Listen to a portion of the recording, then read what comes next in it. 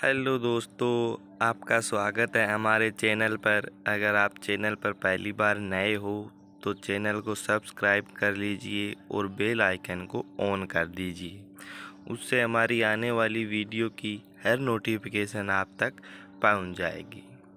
तो आज हम इसी सीरीज़ में पढ़ेंगे यूजेटी। यूजेटी क्या है, कैसे काम करती है, कैसे संरचना है, कौन से परिपथ है, लाभ, उपयोग, सब हम आज यूजेटी के बारे में जानेंगे। और कल की वीडियो में यूजेटी से रिलेटेड क्वेश्चन करेंगे जो कि परीक्षा में बार बार पूछे जाते हैं। पीछे की वीडियो में हमने एससीआर, ट्रायक, उनके कॉन्सेप्ट और उनके क्वेश्चन किए हैं। अगर आपने नहीं देखी है तो पहले पीछे की वीडियो देख लीजिए।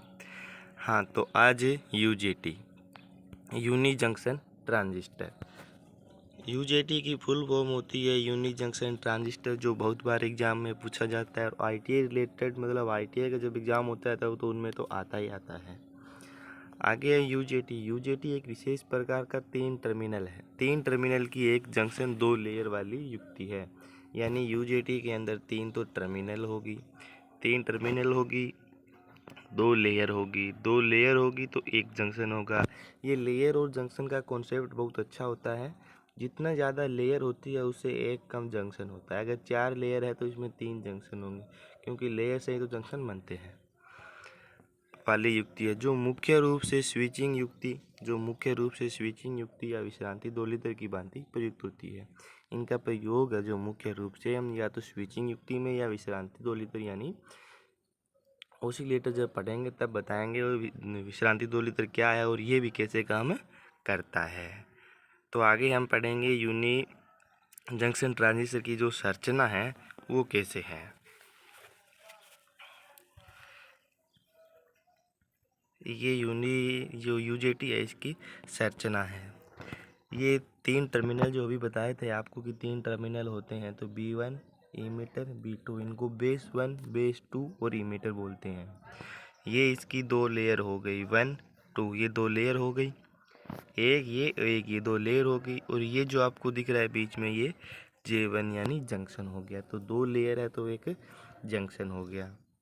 और इन जंक्शन पर यहाँ SiO2 सिलिकॉन ऑक्साइड की परत होती है। यानी जो इनके पास तो लेयर के ऊपर जो लेपन होता है वो सिलिकॉन ऑक्साइड का होता है। आगे ये जब हम इमीटर पे विभव, मतलब इमीटर पे जब हम सप्लाई देंगे, ये काम कैसे करता है। तो जब हम इमीटर पे सप्लाई देंगे, यानी एक बेस और एक इमीटर पे सप्लाई देंगे हम, तो ये फर्स्ट बाइस में काम करेगा। और इमीटर का विभव होगा वो इमीटर का वोल्टेज नॉर्मल वोल्टेज खपत करेगा, या ये नॉर्मल वोल्ट जब हम इमीटर पे सप्लाई जब हमारी, मतलब इन सप्लाइयों से कम होगी, तो ये जो पीएन जंक्शन है ये रिवर्स बायस में काम करेगा। और इमीटर पर सप्लाई से ज़्यादा अगर इन पे होगी, बेस पे होगी, यानी इमीटर की तुलना में इमीटर की सप्लाई ज़्यादा और बेस की कम होगी, तो ये फॉरवर्ड बायस में काम करेगा। अगर इमीटर की कम और बेस की ज़्यादा होगी तो ये रिवर्स बायस में काम करेगा। आगे चलते हैं कि सर ये सर्किट में कैसे काम करती है। तो ये रहा यूनी जंक्शन ट्रांजिस्टर का तुल्य प्रतिरोध। इसमें जो आपको प्रतिरोध दिखाया गया है, इसमें ये हो गया R1 यानी RB1 हो गया, RB2 हो गया। ये एक डायोड तथा इसमें दो प्रतिरोध से बना है। इसमें जो डी डायोड है, डी ये डायोड लगा हुआ है, ये ट्रांजिस्टर पीएन जंक्शन को दर्शाता है। यानी ये जो भी आपको हमने जंक्शन बताया उसको दर्शाता है। जबकि प्रतिरोध है ये एन प्रकार के अर्धचालक को, मतलब कुल प्रतिरोध है। जबकि ये प्रतिरोध है ये एन प्रकार के अर्धचालक है, उसका टोटल रेजिस्टेंस है। आज जो RB1 प्रतिरोध का मान हमेशा RB2 मान से अधिक होता है। इसके बाद में तो यहाँ से हम इसको जो वोल्टेज इमीटर होगी, जो हमें बता रहे थे कि वोल्टेज इमीटर पे जब हम सप्लाई कम रखेंगे तो हमारा ये रिवर्स बायस में काम करेगा। जब यहाँ सप्लाई अधिक होगी तो ये हमारा फॉरवर्ड बायस में काम करेगा। आगे ये साधारण जो RB1 का मान हमने बता दिया कि RB2 से RB2 का मान है, ये RB आपका 2 मान लो, ये RB1 है, तो RB2 का मान RB1 से अधिक होगा। और जब UJT पर कोई वोल्टेज नहीं होगी, यानी UJT पर कोई ऑपरेट वोल्टेज नहीं होगी, तो जो दोनों R का मान है ये 5 किलो ओम से 10 किलो ओम तक चला जाता है। मोस्ट इम्पोर्टेंट क्वेश्चन है दोस्तों, मोस्ट इम्पोर्टेंट। ये क्वेश्चन बार बार पूछा जाता है कि BJT के दोनों टर्मिनलों के बीच में रजिस्टेंस कितना होता है जब वो चालन अवस्था में नहीं होती है, चालन अवस्था में नहीं होती है। आगे पढ़ेंगे हम UJT के लाभ। सर ये पढ़ क्यों रहे हैं, इसके क्या लाभ मिलेंगे हमें? UJT की बनावट सरल होती है, यानी जो कंस्ट्रक्शन होती है वो इसकी अति सरल होती है, इसे हम आसानी से बना सकते हैं। UJT में लीकेज धारा बहुत ही कम होती है। लीकेज धारा यानी क्षरण धारा, और क्षरण धारा वह धारा होती है जब हम इस पे सप्लाई देकर जब हम काम करवा रहे हैं, इधर से हमें 10 एम्पियर दे रहे हैं और हमें आगे 9.8 एम्पियर मिल रही है, तो ये होती है जो पॉइंट दो होती है, इसे हम लीकेज धारा या क्षरण धारा बोलते हैं, और ये इसकी बहुत ही कम होती है। तो अगर 10 में से 0.2 बहुत कम है।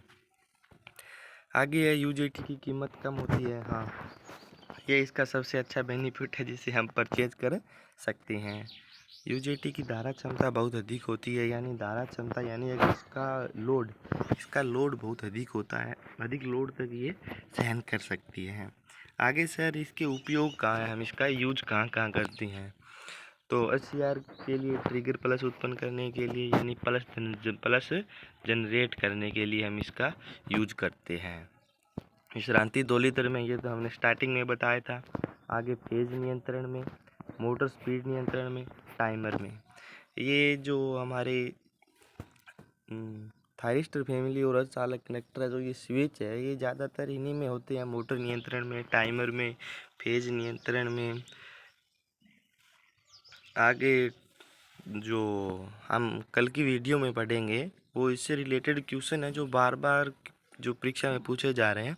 BJT एक इलेक्ट्रॉनिक्स का मोस्ट इम्पोर्टेंट टॉपिक है जिससे रिलेटेड बार बार परीक्षा में इसरो, इनमें बहुत NPCIL, बारक, DMRC, JMRC, मतलब इनमें बहुत सारे क्वेश्चन पूछे जाते हैं। तो ये आई होप आपको वीडियो अच्छा लगा होगा। UJT की अगर आपको PDF चाहिए तो हमारा टेलीग्राम लिंक दिया गया होगा डिस्क्रिप्शन में, उस पर आप क्लिक करके आप वहां से परचेज कर सकते हैं। धन्यवाद दोस्तों। कल की वीडियो में हम पढ़ेंगे UJT से रिलेटेड क्वेश्चन पेपर जो कि परीक्षा में बार बार पूछा गया है। धन्यवाद।